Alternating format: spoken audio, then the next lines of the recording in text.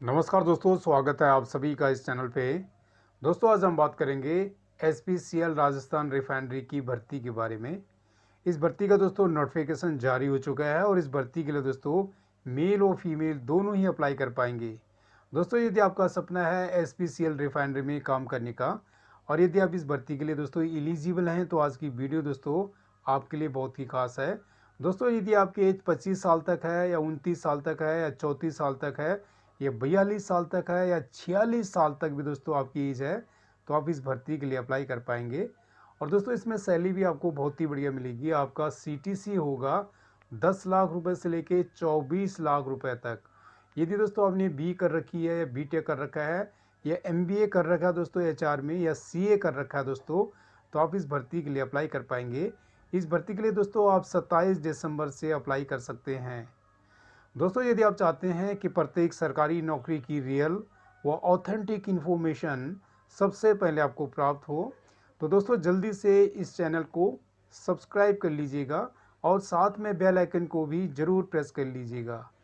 दोस्तों, भर्ती की पूरी इन्फॉर्मेशन समझने के लिए वीडियो के अंत तक बने रहेगा। इस वीडियो में दोस्तों आपको स्टेप बाय स्टेप सारी इन्फॉर्मेशन दी जाएगी कि आज की भर्ती में किस किस पोस्ट की भर्ती है, क्या क्वालिफिकेशन चाहिए और इस भर्ती का लोकेशन क्या है।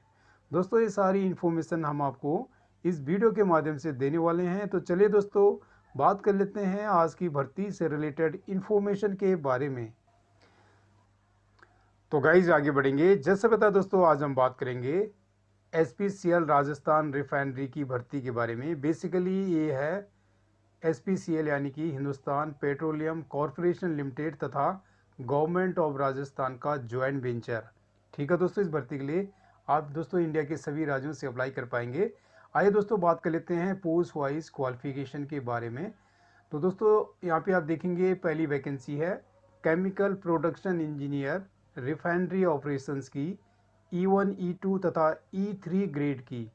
इसमें क्वालिफिकेशन रखी गई है 4 साल की डिग्री होनी चाहिए आपके पास केमिकल की विद 60% मार्क्स। ठीक है, और इसमें E1 के लिए तो कोई भी एक्सपीरियंस नहीं मांगा गया, E2 के लिए 3 साल का है, E3 के लिए 6 साल का एक्सपीरियंस मांगा गया है। दोस्तों आगे बढ़ेंगे नोटिफिकेशन में, तो अब पढ़ेंगे हम दूसरी वैकेंसीज के बारे में। तो दोस्तों इसमें दूसरी वैकेंसी है केमिकल टेक्निकल इंजीनियर की रिफाइनरी ऑपरेशंस की E2 तथा E3 ग्रेड की।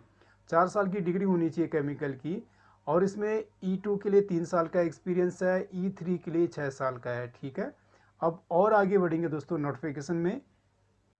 तो यहाँ पे पोस्ट नंबर 3 है इलेक्ट्रिकल मेंटेनेंस E2 E3 तथा E6 ग्रेड की। इसमें आपके पास 4 साल की डिग्री होनी चाहिए दोस्तों इलेक्ट्रिकल की विद 60% मार्क्स।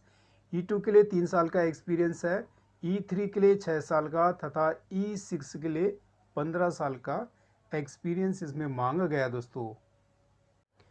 दोस्तों अगली पोस्ट है इंस्ट्रूमेंटेशन मेंटेनेंस E2 तथा E3 ग्रेड की।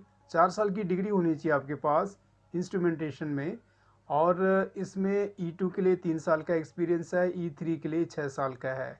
ठीक है, अगली पोस्ट है दोस्तों mechanical inspection and reliability. E2 तथा E3 की पोस्ट है। इसमें भी 4 साल का आपके पास डिग्री होनी चाहिए दोस्तों मैकेनिकल इंजीनियरिंग की और इसमें सेम एक्सपीरियंस मांगा गया है। 60% मार्क्स होने चाहिए आपके कम से कम डिग्री में। ठीक है, अब नोटिफिकेशन में और आगे बढ़ेंगे। तो दोस्तों अगली पोस्ट है मैकेनिकल मेंटेनेंस रोटरी की। E2 तथा E3 ग्रेड में 4 साल की डिग्री होनी चाहिए आपके पास मैकेनिकल इंजीनियरिंग की। ठीक है, और आगे बढ़ेंगे। तो दोस्तों इसमें पोस्ट का नाम है मैकेनिकल मेंटेनेंस स्टैटिक और इसमें ग्रेड है E2 E3 तथा E6। 4 साल की डिग्री होनी चाहिए दोस्तों आपके पास रेगुलर मैकेनिकल इंजीनियरिंग की और इसमें एक्सपीरियंस आप यहाँ से देख सकते हैं। E2 के लिए 3 साल है, E3 के लिए 6 साल, E6 के लिए 15 साल का एक्सपीरियंस इसमें मांगा गया दोस्तों। तो चलिए दोस्तों और आगे बढ़ेंगे और यहाँ पे आप देखेंगे पोस्ट का नाम लिखा गया है मैकेनिकल मेंटेनेंस प्लानिंग E2। ठीक है, E2 के लिए क्या एक्सपीरियंस चाहिए तो आपको पता ही है 3 साल का चाहिए और इसमें भी 4 साल की डिग्री होनी चाहिए आपके पास मैकेनिकल इंजीनियरिंग में। ठीक है दोस्तों, तो दोस्तों अब बात करेंगे अगली पोस्ट के बारे में। अगली पोस्ट है mechanical petrochemical maintenance static E6 की ये पोस्ट है दोस्तों, E6 ग्रेड की। 4 साल की डिग्री होनी चाहिए आपके पास मैकेनिकल की, और E6 के लिए एक्सपीरियंस रखा गया है 15 साल। तो दोस्तों अब बात करेंगे अगली पोस्ट के बारे में। अगली पोस्ट है mechanical petrochemical maintenance rotary, E5 की पोस्ट है। 4 साल की डिग्री होनी चाहिए आपके पास मैकेनिकल की। E5 के लिए 12 साल का एक्सपीरियंस मांगा गया दोस्तों। और आगे बढ़ेंगे दोस्तों नोटिफिकेशन में। तो दोस्तों अगली पोस्ट का नाम है mechanical petrochemical maintenance planning E5, ठीक है। 4 साल की आपके पास डिग्री होनी चाहिए मैकेनिकल की। E5 के लिए भी 5 साल का एक्सपीरियंस इसमें मांगा गया है। दोस्तों अगली पोस्ट का नाम है फायर एंड सेफ्टी का रोल है। E2 तथा E3 ग्रेड की ये पोस्ट है। इसमें क्वालिफिकेशन रखी गई है फुल टाइम BE और BTech इन फायर इंजीनियरिंग और फायर एंड सेफ्टी इंजीनियरिंग, ठीक है दोस्तों। यहाँ से आप इसकी डिटेल पढ़ लीजिएगा। इसमें फिजिकल पैरामीटर की भी रिक्वायरमेंट है दोस्तों, यहाँ पे आपको इसका डिटेल भी पढ़ना पड़ेगा। एक्सपीरियंस भी सेम है दोस्तों, E2 के लिए 3 साल का, E3 के लिए 6 साल का एक्सपीरियंस इसमें मांगा गया है। अगली पोस्ट का नाम है दोस्तों fire and safety E5 and E6 grade की। इसमें भी क्वालिफिकेशन रखी गई है full time regular BE fire engineering from NFSC Nagpur और इक्विवेलेंट क्वालिफिकेशन, ठीक है। और इसमें और भी डिटेल आप देख लीजिएगा। इसमें फिजिकल फिटनेस की भी रिक्वायरमेंट दे रखी है। तो चलिए दोस्तों नोटिफिकेशन में और आगे बढ़ेंगे। अब बात करेंगे अगली पोस्ट के बारे में। अगली पोस्ट है HR की, यानी कि ह्यूमन रिसोर्स की। E6 ग्रेड की ये पोस्ट है। क्वालिफिकेशन रखी गई है इसके लिए 2 years full time post graduate degree NHR। यदि आपने MBA कर रखा है HR में या पर्सनल मैनेजमेंट में, तो भी दोस्तों आप इस भर्ती के लिए अप्लाई कर पाएंगे, इस पोस्ट के लिए अप्लाई कर पाएंगे।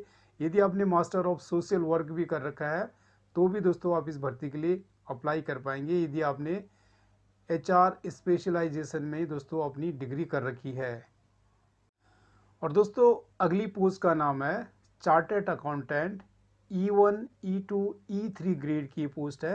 E1 के लिए तो कोई भी एक्सपीरियंस नहीं मांगा गया, E2 के लिए 3 साल है, E3 के लिए 6 साल है। इसके लिए क्वालिफिकेशन रखी गई है CA की, ठीक है। तो ठीक है दोस्तों अब बात करेंगे अगली पोस्ट के बारे में। अगली पोस्ट है इंफॉर्मेशन सिस्टम्स की E2 तथा E3 ग्रेड की, और इसके लिए क्वालिफिकेशन रखी गई है 4 साल का फुल टाइम BE या BTech कर रखा है आपने इलेक्ट्रॉनिक्स में या टेलीकम्युनिकेशंस में या इलेक्ट्रॉनिक्स एंड टेलीकम्युनिकेशन में या कंप्यूटर साइंस में या IT में दोस्तों, या आपने MCA भी कर रखा है दोस्तों, तो भी आप इस पोस्ट के लिए अप्लाई कर पाएंगे।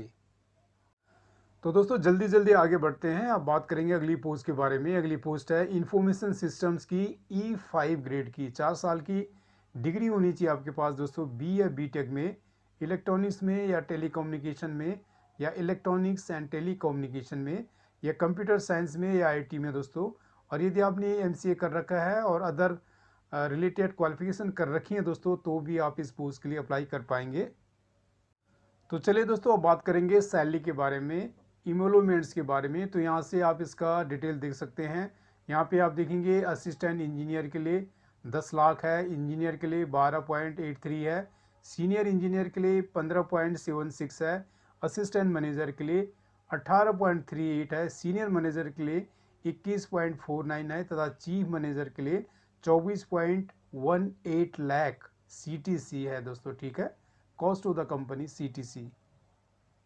तो दोस्तों और आगे बढ़ेंगे तो यहाँ पे आप देख सकते हैं प्रोबेशन के बारे में लिखा गया है कि यदि आप दोस्तों इस भर्ती के लिए सेलेक्ट हो जाते हैं तो आपको 1 साल का प्रोबेशन पीरियड यहाँ पे करना पड़ेगा, उसके बाद आपकी कंफर्मेशन होगी, ठीक है दोस्तों। जहाँ तक पोस्टिंग की बात है तो इसमें आप देख सकते हैं यहाँ पे लिखा गया है posting assignment can be in any division department of HRRL at any place in the country, ठीक है। तो आपकी इंडिया में कहीं भी दोस्तों पोस्टिंग हो सकती है, इसका डिटेल आप यहाँ से पढ़ लीजिएगा। जहाँ तक दोस्तों इस भर्ती में सिलेक्शन प्रोसेस की बात है तो इस भर्ती में आपका CBT यानी कि कंप्यूटर बेस्ड टेस्ट और ग्रुप टास्क या इंटरव्यू के बेसिस पे सिलेक्शन किया जाएगा अकॉर्डिंगली पोस्ट वाइज, ठीक है। और यहाँ पे आप इसका डिटेल देख लीजिएगा।